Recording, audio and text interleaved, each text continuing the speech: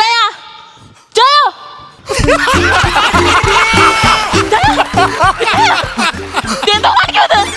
2 minute കൂടെ നീ ഓടിയായിരുന്നെങ്കിൽ എന്റെ നാക്ക് വന്ന് പാദത്തെ നക്കിയേനെയായിരുന്നെങ്കിൽ. എടി ശോശാമേ, നീ എന്തോ ദോഷാമേ കാണിക്കുന്നത്. ഞാനല്ല, ഈ വണ്ടി പിടിച്ചെടുത്ത് നിന്നില്ലെന്ന്. ഈ വണ്ടി എന്റെ കൂട്ടല്ലടി. അതെന്തോ അങ്ങനെ പറഞ്ഞത്? നീ പിടിക്കുന്നിടത്ത് നിൽക്കാൻ വേണ്ടി. ഇനിയെങ്കിലും ഇത് നിർത്തിക്കൂടേടി. വലിയതിനെ നിർത്തിയത് ഞാന്. അതല്ലെന്ന്, ഇനിയെങ്കിലും നിന്റെ സ്കൂട്ടർ പഠിത്തം ഒന്ന് നിർത്തിക്കൂടെന്ന്. ഞാൻ അങ്ങനെ പറയരുത്. എന്റെ ഏറ്റവും വലിയ ആഗ്രഹമാണ് നിന്റെ പുറയിൽ ഇങ്ങനെ പട്ടിയെ പോലെ ഓടിക്കുന്നത്.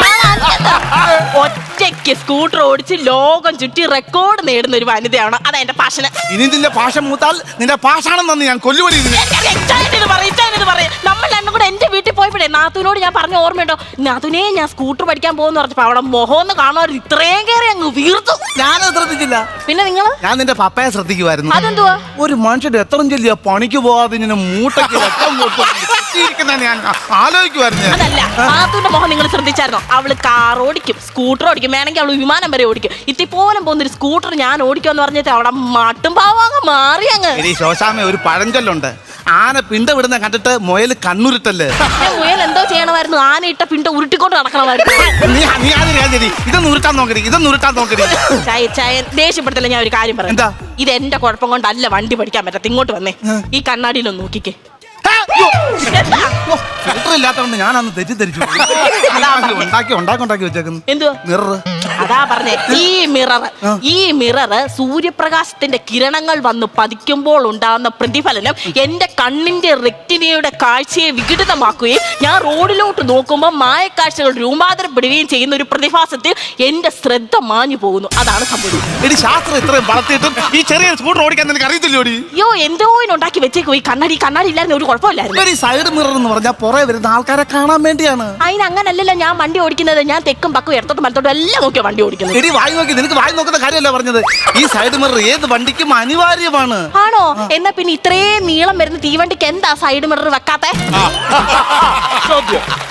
കണ്ടോ, എന്തോ ആലോചിക്കുന്നുണ്ട്. കിടുക്കൊരു സാധനം വരുന്നുണ്ട്. എന്ത്?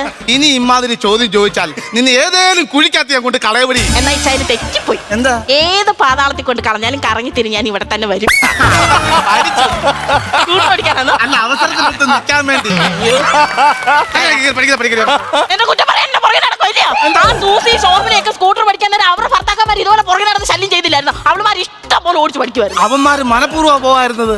അവളുമാർ എങ്ങോട്ടേലും പോയി രക്ഷപ്പെട്ടേനായിരുന്നു. അതുകൊണ്ട് അവന്മാര് പോകാഞ്ഞത്. അതുപോലല്ല നിങ്ങൾ. പിന്നെ നിനക്ക് അറിയാം, പറയാം. നിങ്ങൾ വെറും ഉണ്ടാക്കണം. അതൊന്ന് കട്ട് ചെയ്ത് കളഞ്ഞേക്കണം. എന്നെ പഠിപ്പിക്കാൻ പറ്റുവോ ഇല്ലയോ? പഠിപ്പിക്കാൻ കയറിയിരിക്കണം. ഇത് ഭയങ്കര ടൈറ്റും ഇത് ഭയങ്കര ലൂസും. ഇത് ആക്സിലേറ്റർ. ഇങ്ങനെ പിടിക്കുമ്പോ നമ്മൾ മുന്നോട്ട് അങ്ങ് പോകും. ആണോ?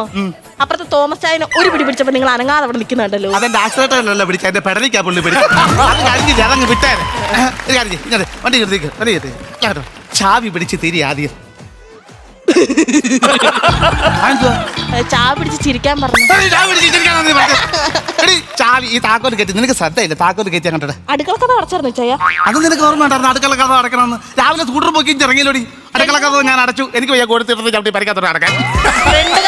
ഫ്രണ്ട് കഥവും അടച്ചു, ഗേറ്റും അടച്ചു. ഗേറ്റിന് അവിടെ ഞാനൊരു ബോർഡ് എഴുതി വെച്ചു. എന്താ ബോർഡ്? ഞാൻ എന്റെ ഭാര്യയെ ഡ്രൈവിംഗ് പഠിപ്പിക്കാൻ പോവാ, ഞങ്ങൾ എന്നേലും കാലത്ത് തിരിച്ചു വരും.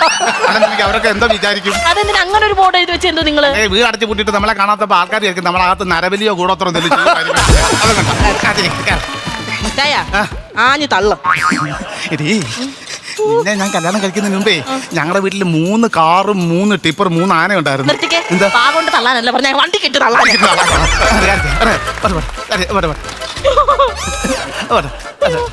പോട്ടെ ശരിക്കും പിടിച്ചു പോട്ടെ. ഇടത്തോട്ട് പോട്ടെ.